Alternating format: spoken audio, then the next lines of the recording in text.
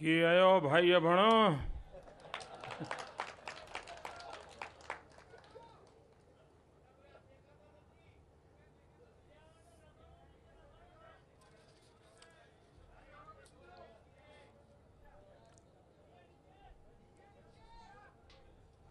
આ કેમેરા વાળાને જપીને નહીં બેસવા દે.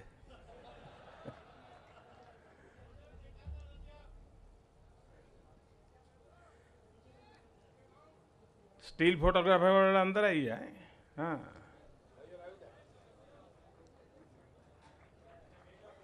અને જેમના ઘોડા ગોઠવાઈ ગયા હોય ઘોડે સોરો બેસી જાય.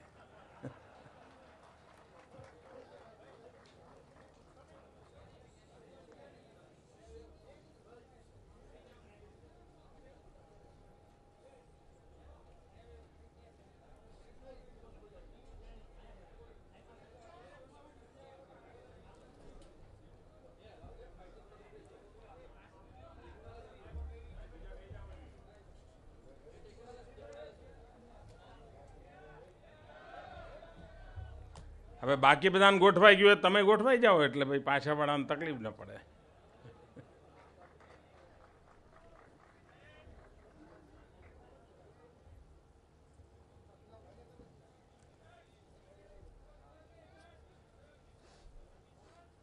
આદરણીય મુખ્યમંત્રીજી, સાંસદ મહોદય, ધારાસભ્યશ્રીઓ, ઉપસ્થિત સર્વે મહાનુભાવો,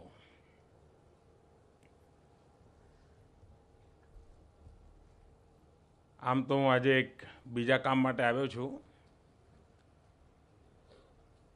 પરંતુ એક મહત્વપૂર્ણ અવસર પણ મને આજે આપણી વચ્ચે મળ્યો છે. પ્રધાનમંત્રી બન્યા પછી અમદાવાદ ગાંધીનગર તો આવવાનું થયું હતું, પણ અમદાવાદ ગાંધીનગર પછી પહેલું ક્યાં આવવાનું થયું હોય તો કચ્છમાં આવવાનું થયું. અને મને હમણાં વાસણભાઈ કહેતા હતા કે સાહેબ આજે તમે આવ્યા છો તારા 90મી વખત છો. મેં તો હિસાબ નથી રાખ્યો, પણ અહીંના છાપાવાળા લખતા હોય છે, એમણે કદાચ રાખ્યો હશે.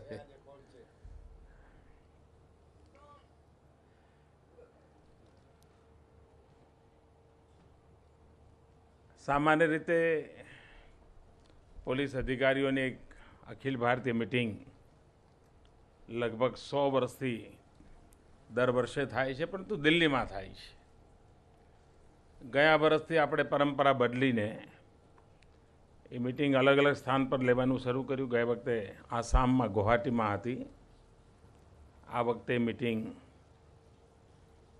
કચ્છના ધોરડોમાં છે. દેશભરના બધા પોલીસ અધિકારીઓ અહીંયા છે અને હું પણ એ મિટિંગ નિમિત્તે અહીં આવ્યો છું. થોડો મોડો પણ પડ્યો છું, એટલે બહુ લાંબી વાત તો નહીં કરી શકું, કારણ મારે તરત જ ત્યાં કાર્યક્રમ શરૂ થવાનો છે. ભારતની આઝાદીના આંદોલનમાં અનેક લોકોએ પોતાના બલિદાન આપ્યા છે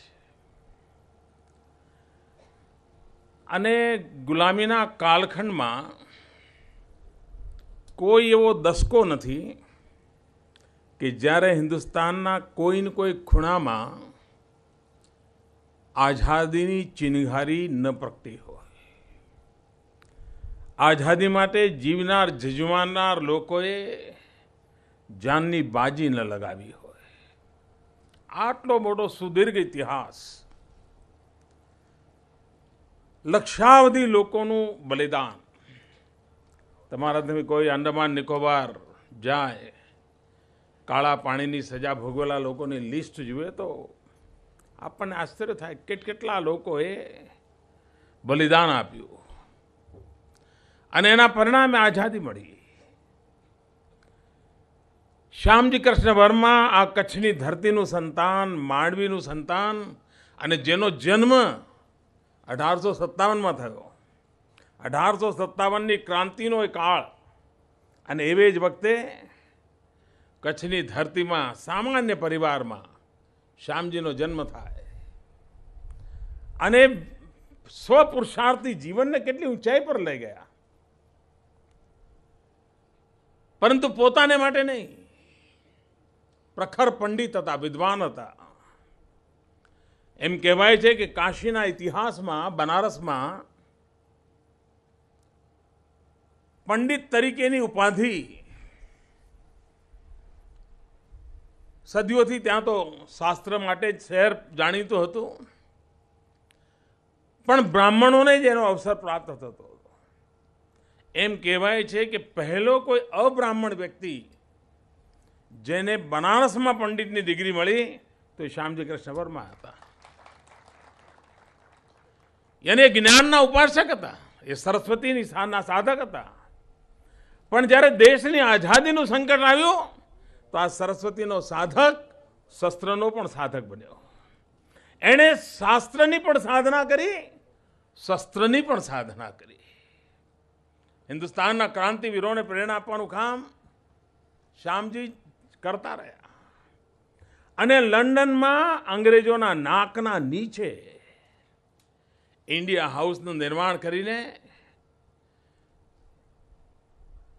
હિન્દુસ્તાનની આઝાદીની વાત અંગ્રેજો સુધી પહોંચાડવા માટે પ્રયાસ કરતા રહ્યા. બેરિસ્ટર હતા. બેરિસ્ટર તરીકે એમની પાસે સનદ હતી, પણ 1905માં જ્યારે અંગ્રેજોએ જોયું કે આ તો એક છાપું ચલાવતા હતા ઇન્ડિયન સોશિયલિસ્ટ કરીને, એ છાપામાં એટલી તેજાબી ભાષામાં અંગ્રેજોના વિરુદ્ધમાં લખતા હતા, ભારતના માનવીય હક્કો માટે લખતા હતા, ભારતની આઝાદી માટે લખતા હતા, કે એમના લેખ માત્રથી અંગ્રેજ સલ્તનત પરેશાન થઈ ગઈ. અને તેના બાર એસોસિએશને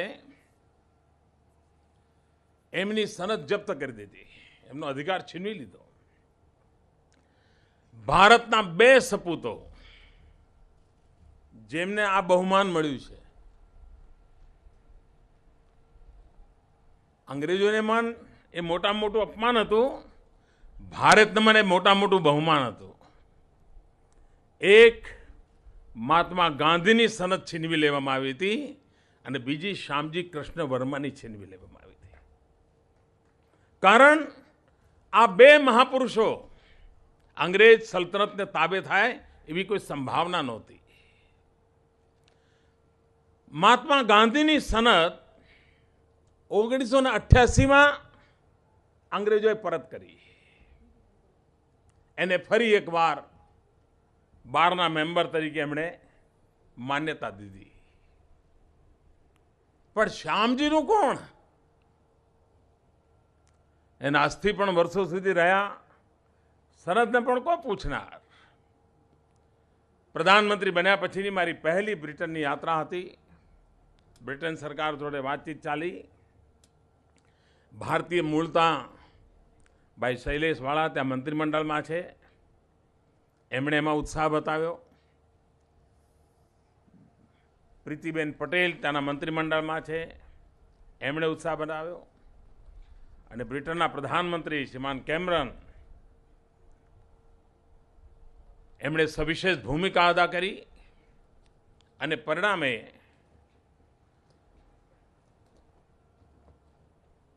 9મી તારીખે, હું ગયો એના 1 વીક પહેલા, અધિકૃત રીતે મીટિંગ કરીને આ સનદ પરત આપવાનો નિર્ણય થયો.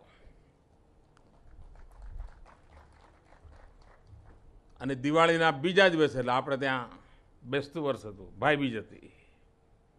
ભાઈબીજના દિવસે હું જ્યારે લંડનમાં હતો ત્યારે એક સમારંભની અંદર એ સનદ મને સુપ્રત કરવામાં આવી. પછી મને થયું કે મારે હવે કચ્છ જવું જ છે, તો હું જાતે જ લઈને જઉં.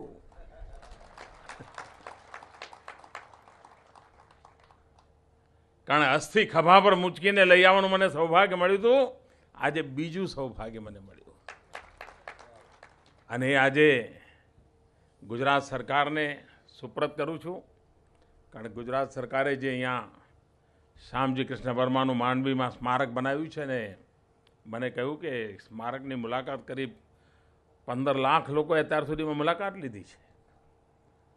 જે બાળકો, વિદ્યાર્થીઓ ત્યાં જતા હશે એમને જરૂર આઝાદીના સશસ્ત્ર ક્રાંતિ કેવી હતી એનો અહેસાસ આવતો હશે. ગુજરાતની ધરતી પરના સંતાન એણે કેવું પરાક્રમ કર્યું એ લોકોને ધ્યાનમાં આવતું હશે.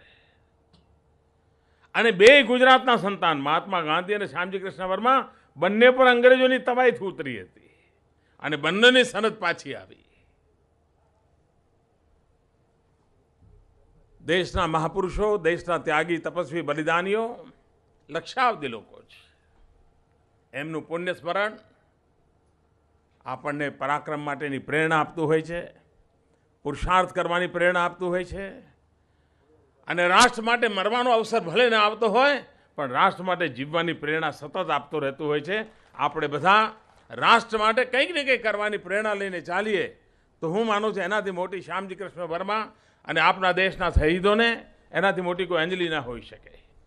આપણે એવા સંકલ્પ સાથે માતૃભૂમિનું ઋણ ચૂકવીએ. હું ફરી એકવાર આપ સૌનો ખૂબ ખૂબ આભાર માનું છું. થોડા દિવસ પછી રણોત્સવ શરૂ થશે. રણોત્સવ પણ ખૂબ સફળ રહ્યો છે. મને કહ્યું કે અત્યાર સુધીમાં 8 લાખ લોકોએ રણોત્સવની મુલાકાત લીધી છે. અને હવે તો ગ્રામીણ ટુરિઝમમાં આ રણોત્સવે આંતરરાષ્ટ્રીય ખ્યાતિ પ્રાપ્ત કરી છે. વૈશ્વિક સ્તરે એણે જગ્યા બનાવી છે. કચ્છના લોકો પણ જે રણ સામે નજર નહોતા કરવા માંગતા, એ રણ આજે હિન્દુસ્તાનનું તોરણ બની ગયું છે. આપ સૌને ખૂબ ખૂબ શુભકામનાઓ. ધન્યવાદ.